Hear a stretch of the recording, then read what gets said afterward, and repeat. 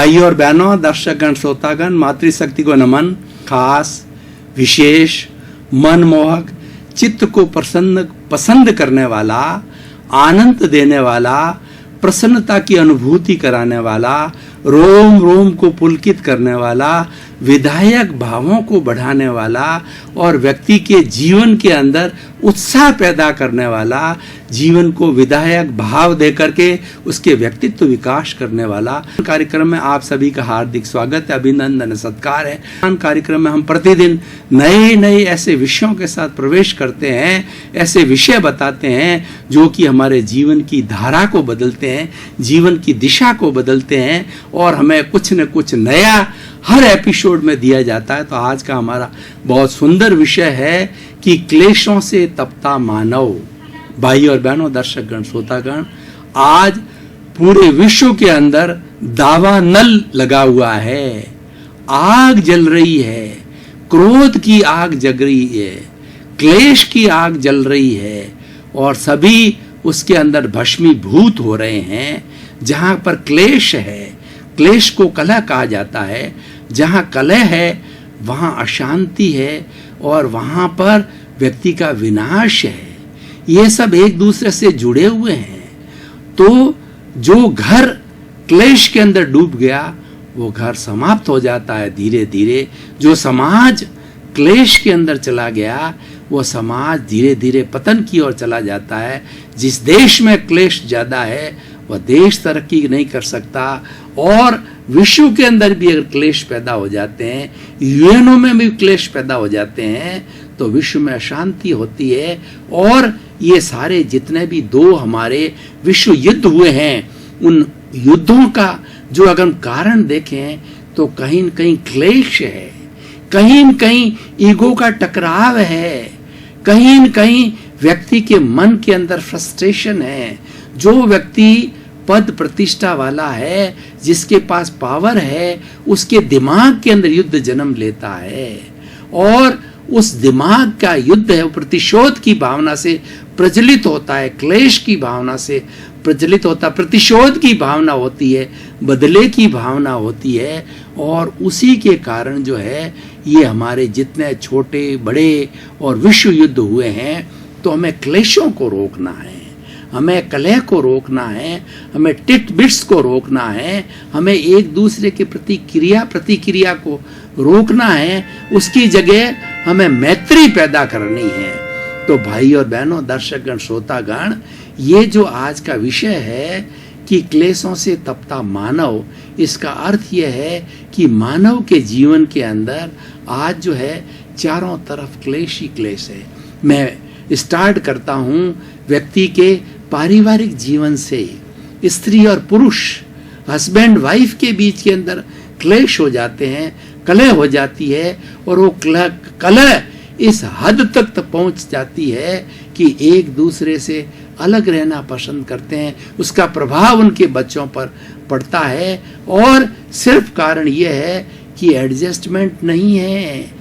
एक ने एक बात सुनाई, दूसरे ने दो बात सुनाई और फिर उसने 4 सुनाई, उसने 8 सुनाई। ये क्रिया प्रतिक्रिया चलती रहती है और क्लेश को बढ़ने को जगह मिल जाती है और ये क्लेश बढ़ता ही जाता है।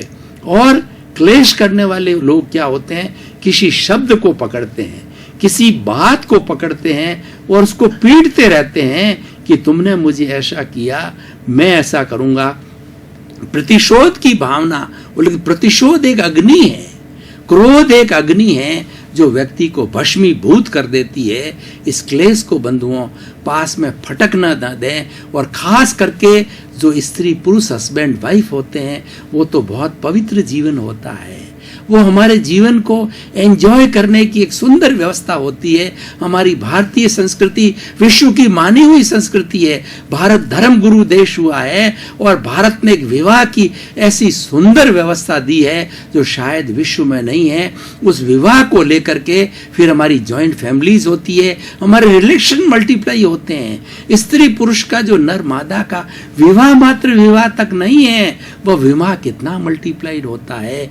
दोनों तरफ की रिलेशनशिप जो है, इधर से तो हमारा चाचा, मामा, भाई, भतीजा, तो वो परिणित होते हैं देवर में, ननंद के अंदर और जेठ के अंदर, और दादा ससुर हो जाता है, मामा ससुर हो जाता है, बुआ सासू हो जाती है, मासी सासू हो जाती है। कितना कितना मल्टीप्लाई होता है। और ऐसा कहा जाता है कि ये जो हम शादी ब्याह करते हैं, ये हम 7 जन्मों का रिश्ता जोड़ते हैं। ये 7 जो है खानदानों का रिश्ता होता है, जो कि आगे से आगे चलता रहता, मल्टीप्लाई हो जाता है। ऐसी सुंदर व्यवस्था, और हमारी जो है इस व्यवस्था के अंदर, शादी ब्याह की व्यवस्था के अंदर जो है एक सुंदर व्यवस्था दी है। सुधार संतोष, मैं ये बात हाईलाइट क्यों कर रहा हूँ कि क्लेश जो है 2 के बीच में प्रारंभ होता है। एक व्यक्ति किससे क्लेश करेगा? एक व्यक्ति तो अपने आप से तो क्लेश नहीं कर सकता।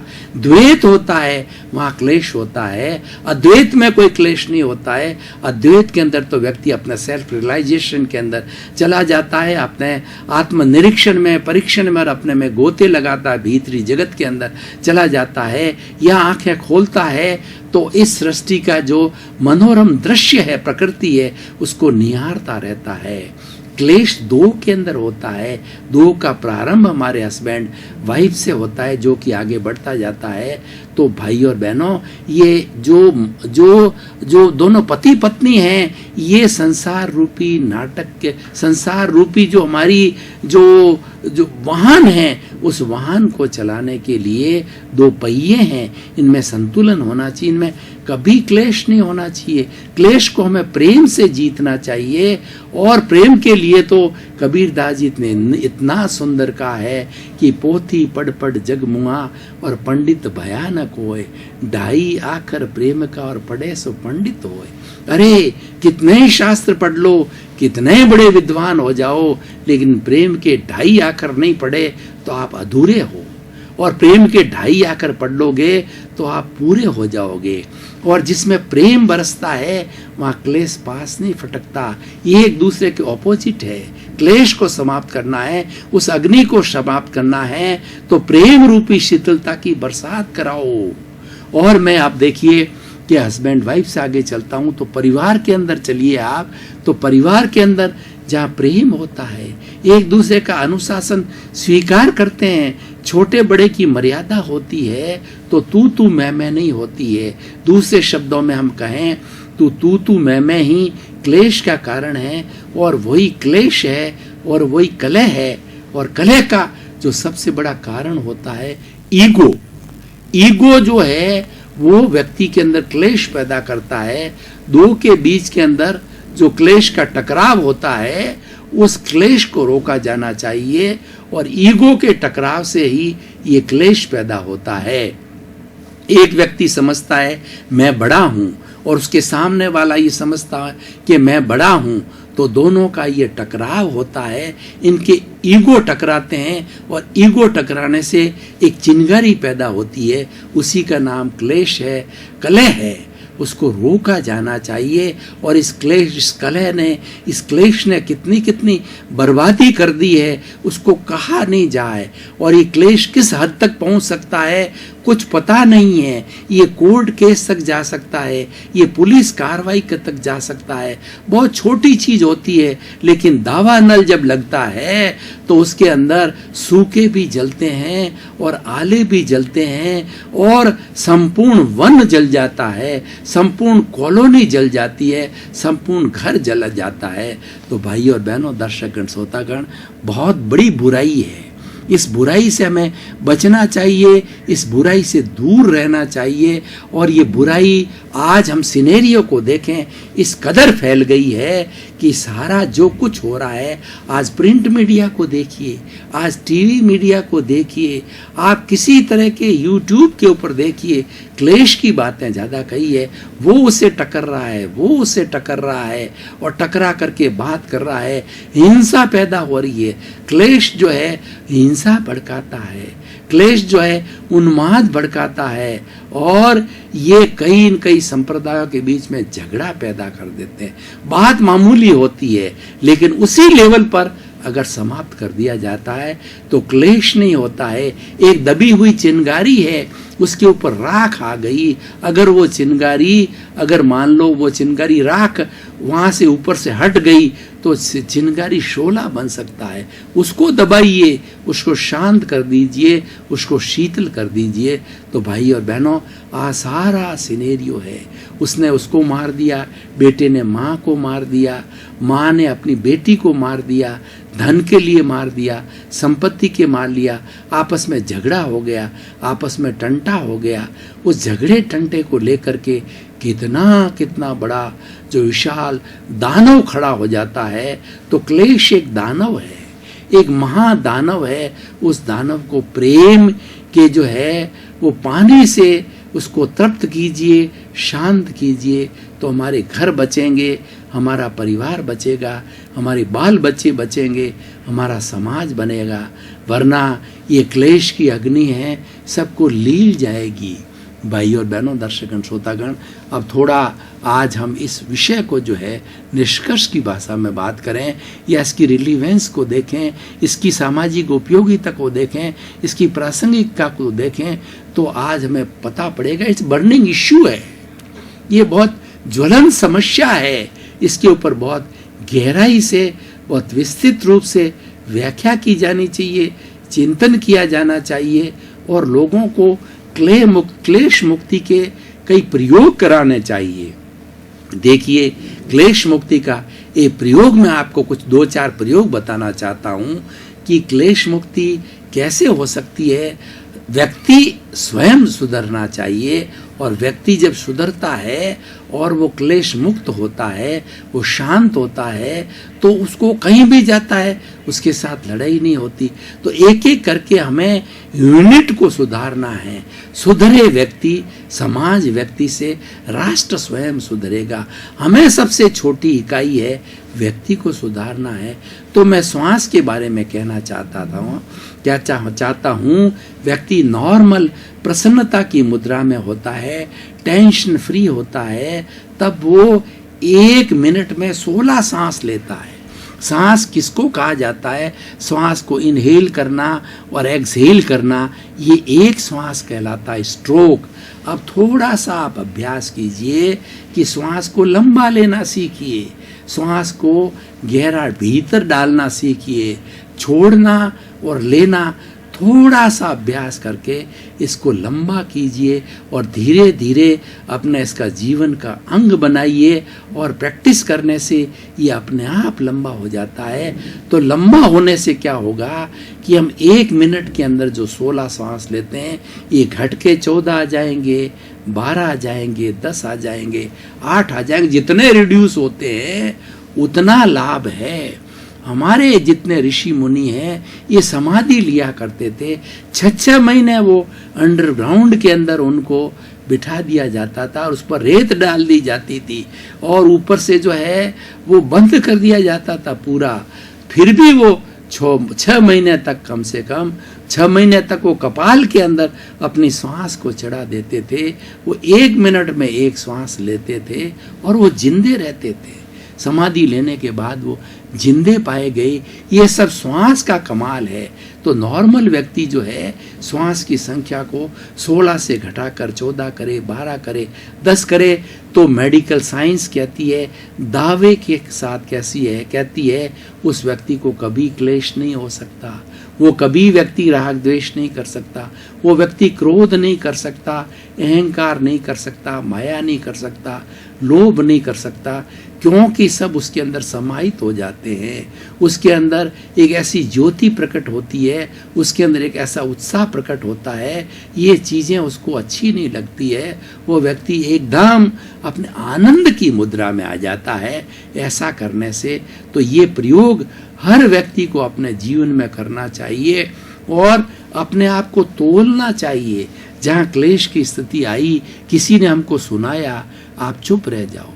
4-5 बड़े प्रयोग हैं कि आप जो है चैंटिंग करना चालू कर दो उसमें, ओम नमो भगवते वासुदेवाय, धीरे धीरे मन के अंदर ओम नमो भगवते वासुदेवाय, अगला बोलता रहे बोलता रहे बोलता रहे, आप भीतर ही भीतर बोलो ओम नमः शिवाय, ओम नमः शिवाय।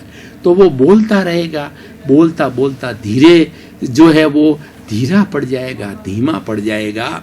और उसको प्रज्वलित होने के लिए जो है वो कहते हैं ना कि आग में घी डालते हैं, आग लगी हुई है, उसके अंदर आपने घी नहीं डाला, उसको खुराक नहीं मिली, चुप हो जाएगा, क्लेश नहीं बढ़ेगा, कलह नहीं बढ़ेगी, तू मैं नहीं बढ़ेगी, टिटबिट्स नहीं बढ़ेगी, क्रिया प्रतिक्रिया नहीं होगी।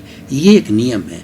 दूसरा है कि आप जिस वक्त में क्लेश की स्थिति पैदा होती है अपनी पत्नी के साथ में, बच्चे के साथ में, बॉस के साथ में या किसी के साथ में, अगला बड़बड़ाता जाता है, आपको डांटता है, फटकारता है, बुरी तरह से फटकारता है, उस वक्त आप मुंह में पानी डाल दीजिए और वो पानी को जो आप निगलिए मत, और तब तक पानी रखिए जब तक कि अगला शांत नहीं हो जाता है।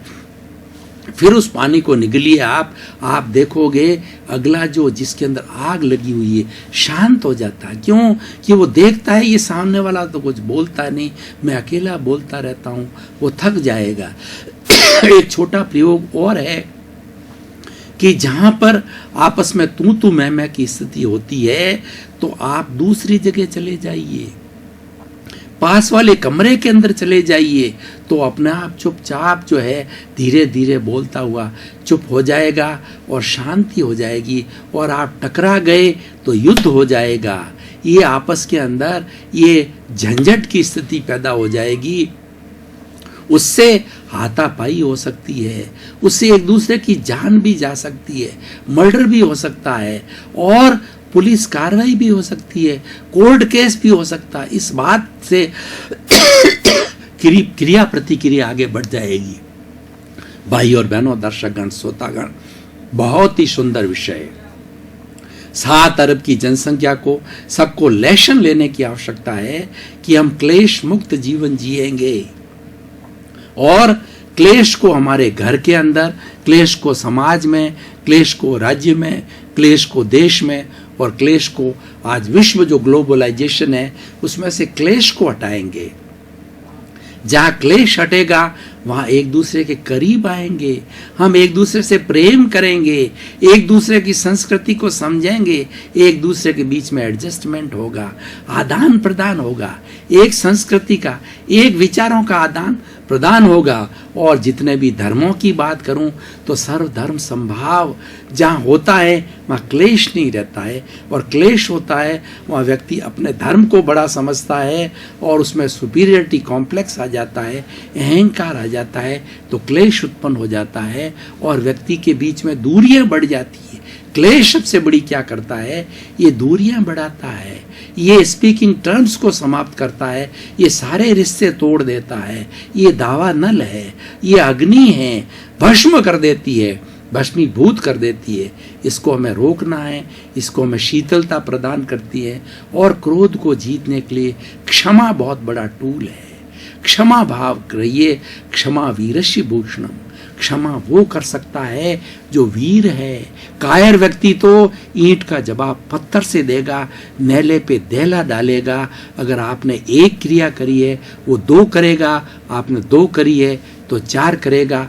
कोई बात को पकड़ लेंगे और बात का तूल का ताड़ बन जाएगा और वो बात बढ़ती जाएगी और एक दूसरे को भान भी नहीं रहेगा हम क्या बोल रहे हैं, हमारी आपस में क्या रिलेशनशिप है, हम पति पत्नी हैं, हम प्रेम के अंदर दरार डाल रहे हैं, हम माता पिता है प्रेम में दरार डालने हैं, हम भाई भाई है प्रेम को तोड़ रहे हैं। रहीमदास जी ने कहा है, रहीमन धागा प्रेम कार मत तोड़ो छिटकाए, टूटे फिर ना मिले और मिले गांठ पड़ जाए। भाई और बहनों, क्लेश की स्थिति को तुरंत दबा दीजिए। क्लेश एक बीमारी है, ये आगे उग्र रूप धारण करेगी, कैंसर का रूप धारण करेगी, ये डायबिटीज का रूप धारण करेगी।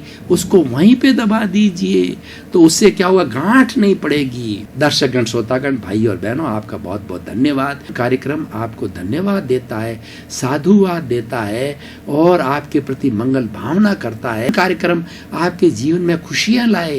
कार्यक्रम यही करता है, विधायक भावों को प्रोत्साहन देता है, हमारी नेगेटिविटी को समाप्त करके पॉजिटिविटी बढ़ाता है। कार्यक्रम कोई तंत्र नहीं, मंत्र नहीं, कोई विद्या नहीं, कोई ज्योतिष नहीं, कोई फिलॉसफी नहीं, कोई धर्म नहीं और कोई संप्रदाय नहीं है। विधायक भावों का सृजन करना हमारा उद्देश्य है। नेगेटिविटी को समाप्त करके पॉजिटिविटी बढ़ाना। कार्यक्रम की तरफ से आपका जीवन आनंदमय हो, मंगलमय हो, सुखमय हो, प्रेममय हो और खूब आप समाज की सेवा परोपकार करके दें और जीवन को धन्य बनाएं।